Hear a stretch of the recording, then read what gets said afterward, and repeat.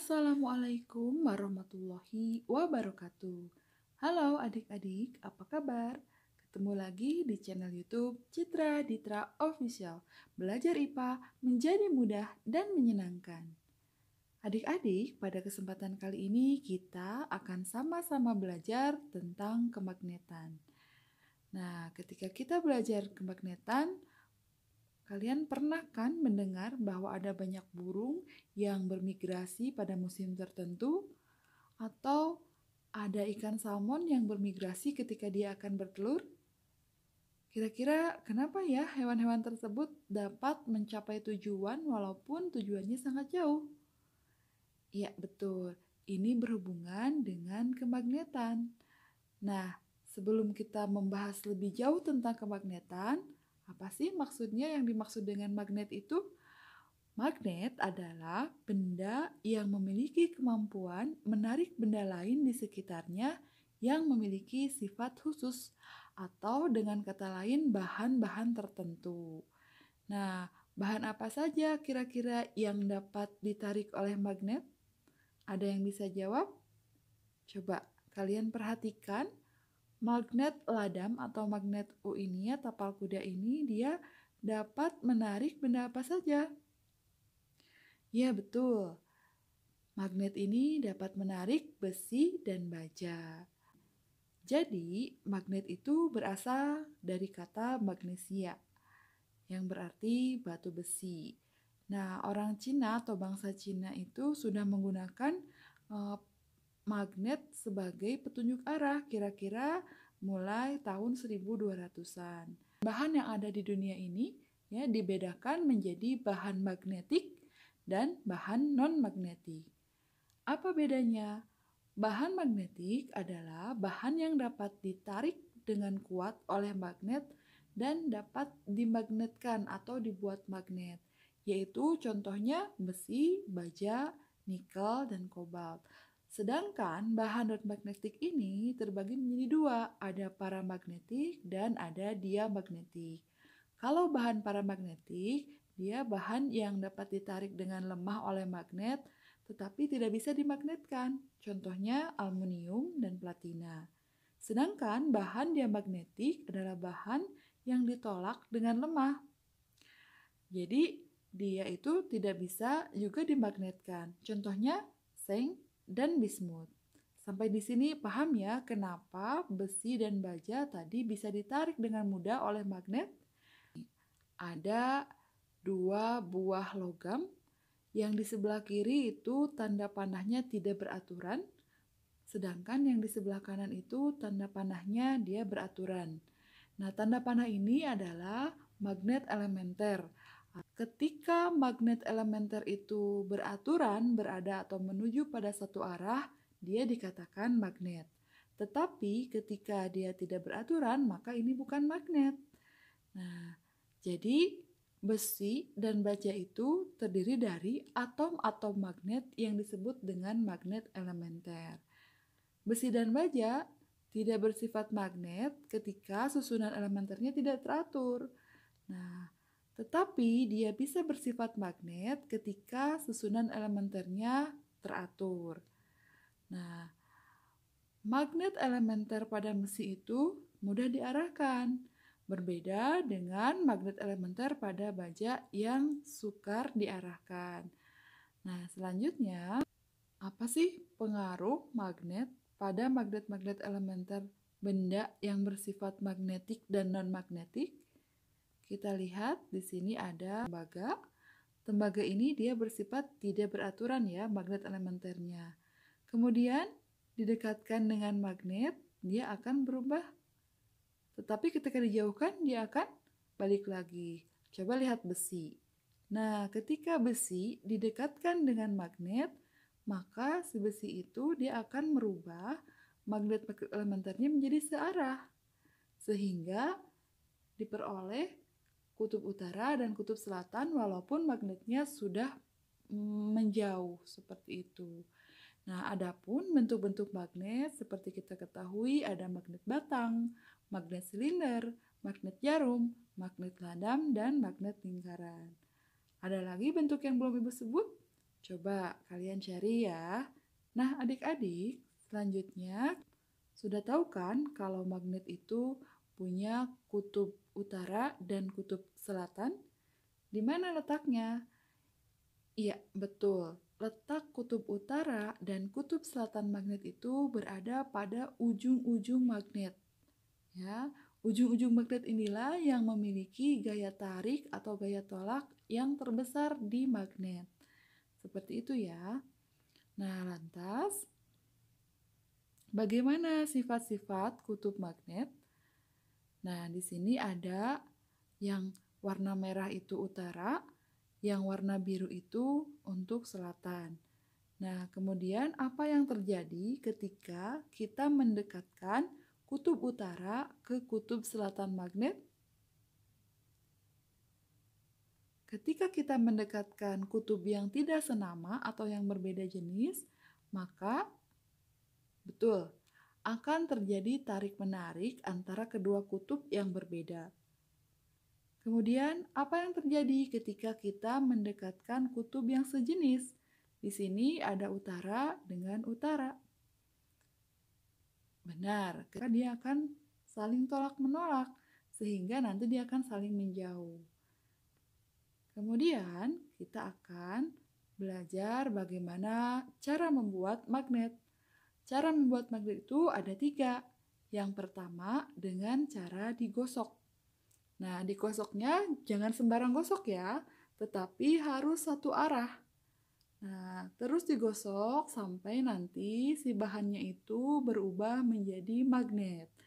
Nah, ketika kita menggosok satu arah secara berulang dan teratur pada besi atau baja, maka nanti besi atau baja tersebut akan bersifat magnetik. Nah, kutub magnet yang dihasilkan itu di ujungnya itu selalu berlawanan dengan kutub magnet yang menggosoknya. Coba kalian perhatikan. Magnet tersebut ya digosok oleh kutub, betul, kutub utara ya yang berwarna merah. Nah, sekarang lihat di ujungnya itu menghasilkan warna biru ya, dia berlawanan arah. Kalau yang merah utara berarti yang biru adalah selatan. Sampai di sini paham ya? Yang kedua,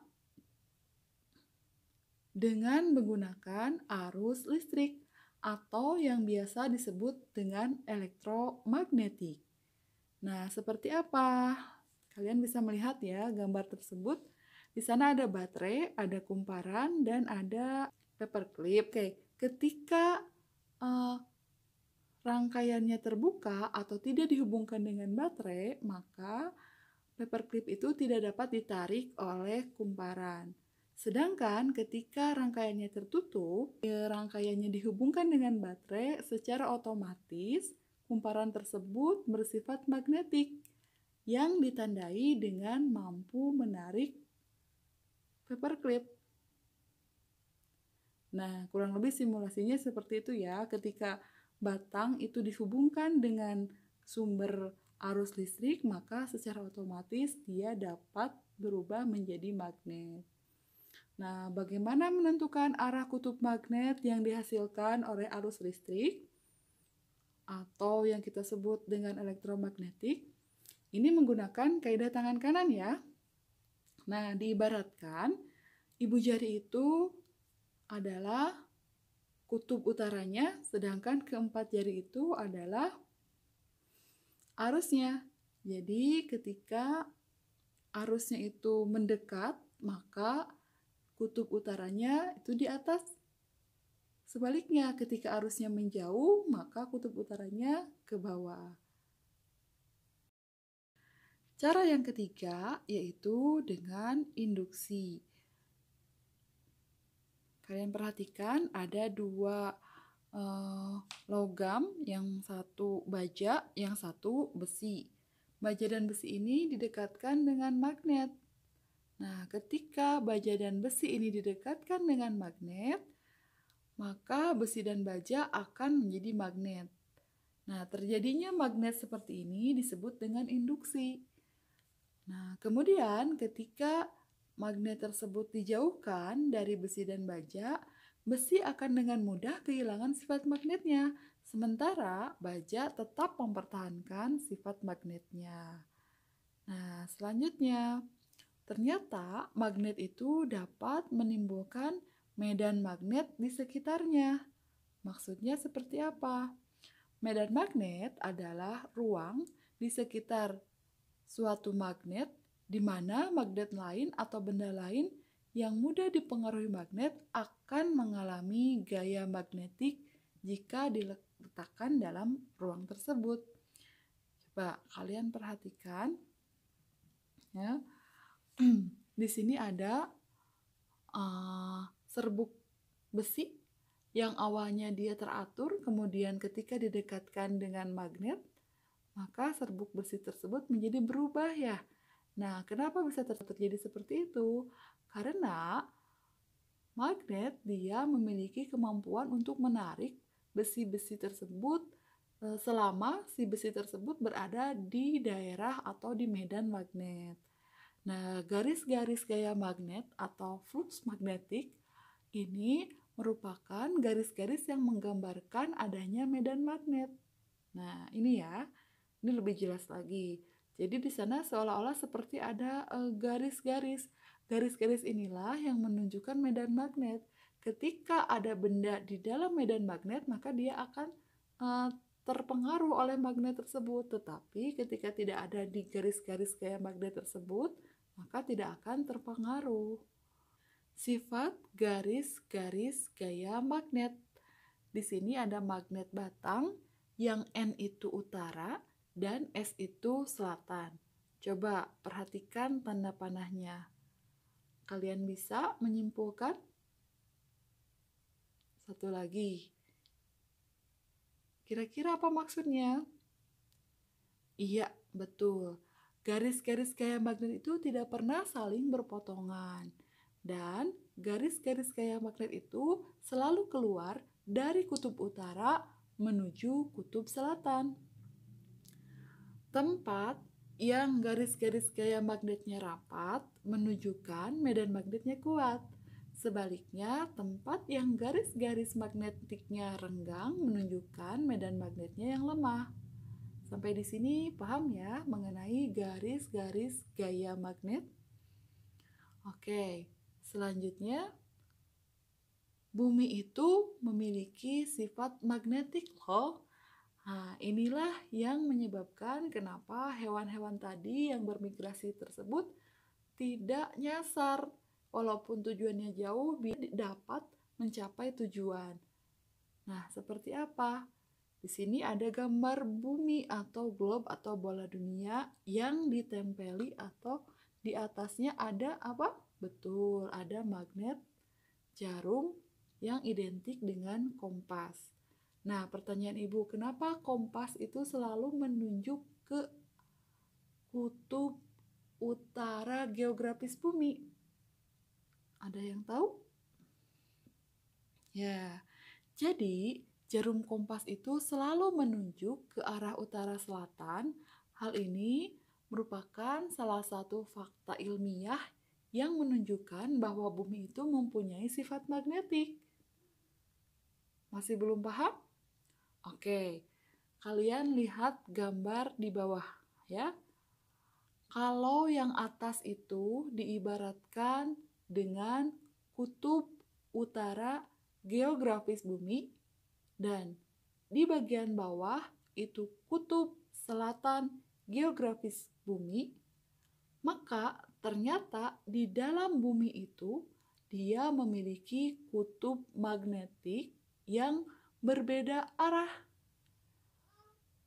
Maksudnya seperti apa? Jadi, ketika kompas itu menunjuk ke kutub utara geografi bumi, maka sebenarnya di dalam bumi itu dia memiliki kutub selatan magnet bumi. Lihat di gambarnya ada S ya. Begitupun sebaliknya, kutub selatan geografis bumi itu kenapa ada di bawah? Karena di dalamnya ada kutub utara magnet bumi. Sampai di sini paham ya? Nah, ini kutub utara magnet bumi. berada di kutub selatan geografi bumi. Sebaliknya, kutub selatan magnetik bumi berada di kutub utara geografi bumi. Sampai di sini paham ya adik-adik? Nah adik-adik, kita mengenal ada yang namanya sudut deklinasi dan sudut inklinasi. Apa sih bedanya sudut deklinasi dan inklinasi? Sudut deklinasi adalah sudut yang dibentuk antara arah utara selatan geografi bumi dengan arah utara dan selatan kompas. Nih, di sini ada gambarnya ya. Ada arah utara selatan geografis bumi dengan arah utara kompas. Dia tidak pas ya, tapi membentuk sudut. Nah, sudut itulah yang disebut dengan sudut deklinasi. Sedangkan sudut inklinasi adalah sudut yang dibentuk medan magnet atau garis-garis gaya magnet di sembarang titik dengan horizontal permukaan bumi. Nah, kurang lebih seperti ini inklinasi. Selanjutnya, adik-adik, ternyata di sekitar arus listrik itu dapat dihasilkan medan magnet. Hal ini dilakukan oleh Ørsted ya, di mana Ørsted ini melakukan percobaan dengan menggunakan kawat lurus.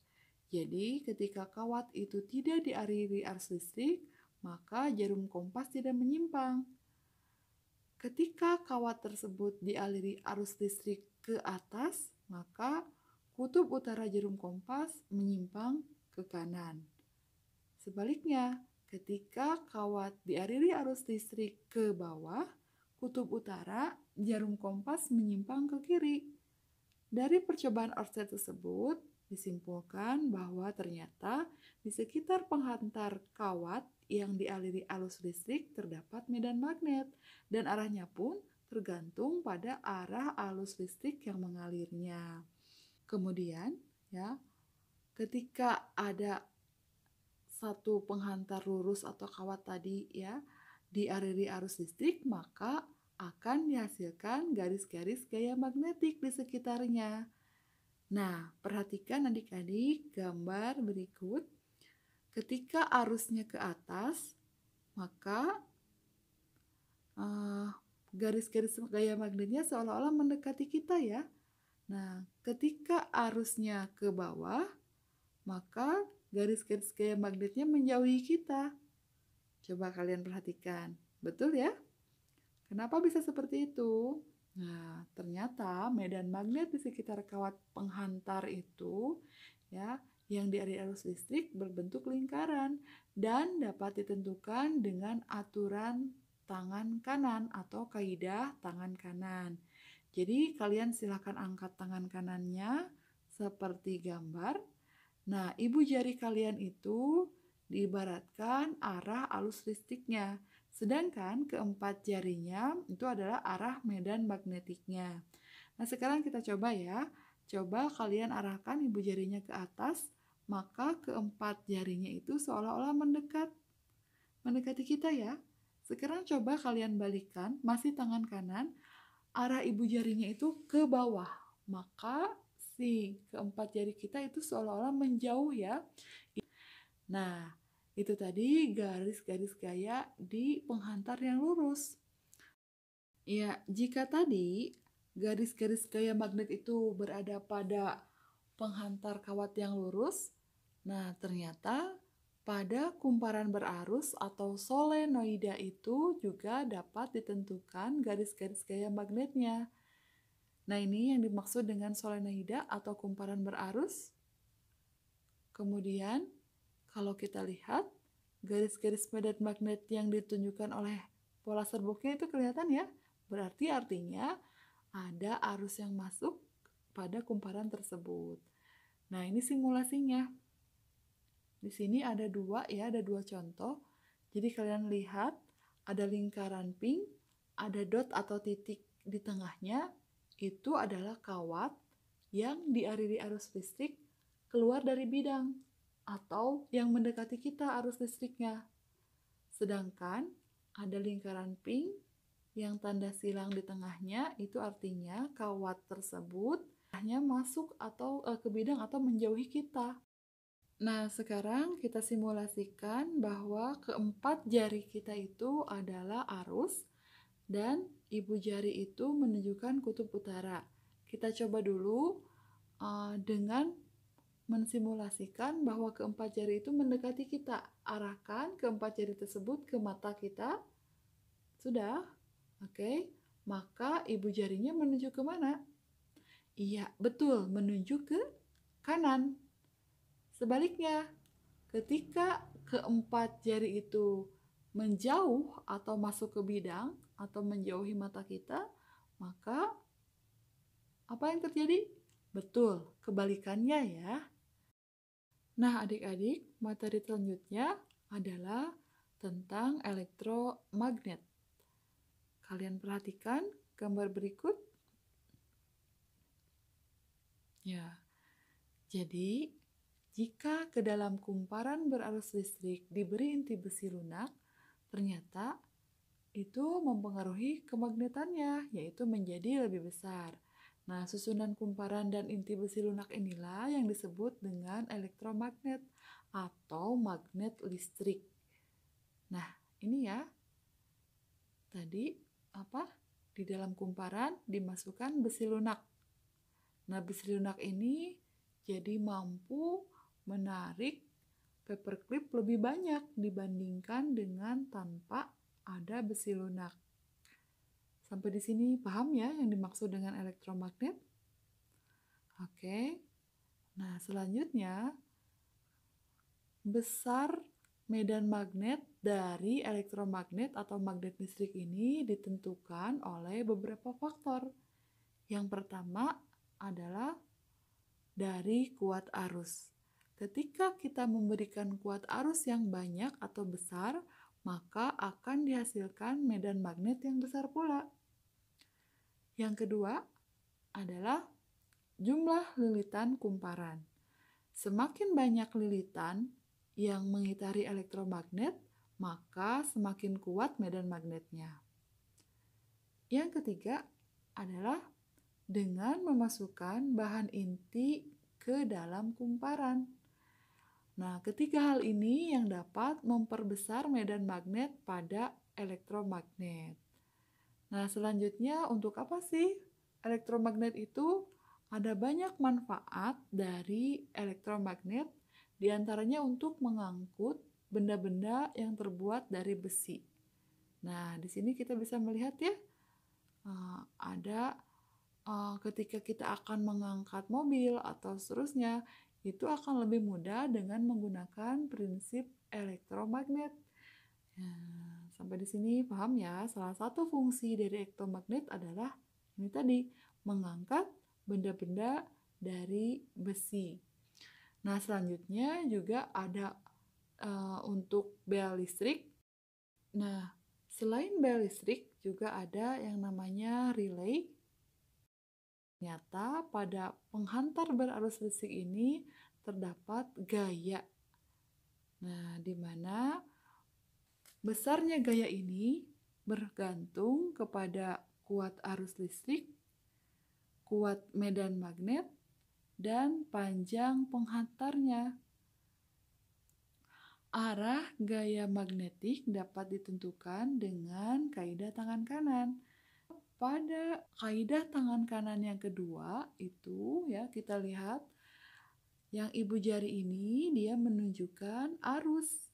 Yang keempat jari ini menunjukkan medan. Sementara ya yang tangannya itu atau telapak tangannya itu menunjukkan gaya. Jadi ada 3 arus itu ditunjukkan oleh ibu jari. Keempat jari itu menunjukkan medan. Dan telapak tangan kita menunjukkan gaya. Nah, gaya tersebut, gaya yang dihasilkan disebut namanya gaya Lorentz. Nah, karena ada 3 ya tadi gaya, kemudian ada medan magnet dan arus.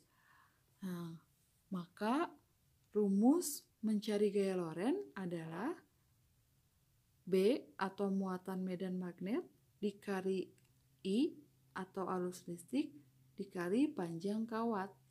Nah, dan dikali sin theta. Tetapi karena ini tegak lurus, berarti sinnya itu 90 derajat atau 1. Jadi cukup dengan menggunakan rumus F sama dengan B dikali I dikali L. Nah, penggunaan gaya magnetik atau gaya Lorentz ini untuk apa? Ada banyak ya alat yang menggunakan prinsip kerja gaya magnetik atau gaya Lorentz, yaitu motor listrik dan alat ukur. Yang ini ya motor listrik ya. Kemudian alat ukur seperti apa? Seperti ini alat ukur. Adik-adik, kita akan bahas lebih dalam mengenai bagaimana prinsip kerja bel listrik, bagaimana prinsip kerja Lee-Ray, dan bagaimana penggunaan rumus gaya Lorentz pada video selanjutnya. So, pastikan kalian tidak ketinggalan video-video pembelajaran selanjutnya dengan mengklik like video ini dan jangan lupa di subscribe. Dan kalian silakan share kepada teman-teman kalian yang membutuhkan informasi ini. Thank you for watching.